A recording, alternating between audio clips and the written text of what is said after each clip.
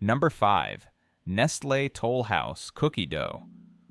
For many kitchens, that yellow package of Nestle Toll House cookie dough isn't just a dessert, it's a time machine. One quick tear, a few neat spoonfuls on the baking sheet, and within minutes the air smells like something out of an old magazine ad. Safe, sweet, and wrapped in the glow of family. It's the go-to for grandparents baking with the grandkids. The brand scribbled on grocery lists for decades. A familiar fixture you reach for without thinking. The marketing leans right into it, selling not just cookies, but the promise of a warm memory made easy. But in 2024 and 2025, the cracks in that promise showed. August of 2024 saw the FDA announce a nationwide recall of certain Toll House Break and baked chocolate chip cookie dough products after wood fragments were discovered in the dough. Yes, wood. Thousands of packages across the country were affected, turning the cozy image of a fresh cookie into the unpleasant thought of biting into splinters. For older adults with dental work or fragile digestion, that's not a harmless mistake. It's a hazard that could send someone straight to the dentist, or worse.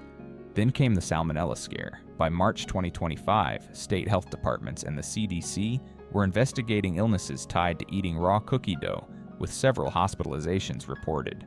While the warning, "Do not eat raw," has been printed on packages for years, lab testing found contamination in sealed dough, meaning the danger was there long before the oven was preheated. The CDC's alert singled out those most at risk: seniors, pregnant women, and anyone with a weakened immune system. These incidents aren't just bad luck. They point to systemic gaps in quality control. Food safety advocates have long criticized Nestlé's reliance on massive centralized production plants, churning out millions of pounds of dough. One contamination slip in such a system can spread across the entire country before anyone notices. And because testing protocols aren't fully transparent, customers are left trusting that the checks in place are enough. Until they aren't. The ingredients behind those chocolate chips carried their own shadow. In January 2025, labor rights groups linked some of Nestlé's cocoa supply for Toll House to farms in West Africa, where child labor is still documented despite corporate promises to end it. That shifts the product from a fun treat to a purchase carrying a moral weight, especially for shoppers who thought they were buying something simple and harmless. Nutritionally, the dough is no saint either. A serving, smaller than most people scoop, comes loaded with added sugar and saturated fat.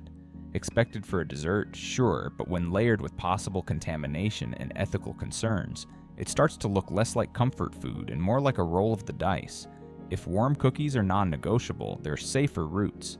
A basic dough from pantry staples. Flour, butter, sugar, eggs. Can be made in minutes and frozen in pre-portioned scoops for the same convenience without industrial-scale risk. For chocolate, pick brands that publish independent audits of their cocoa sourcing, like Tony's Chocolonely or Equal Exchange, so you know exactly what you're baking with.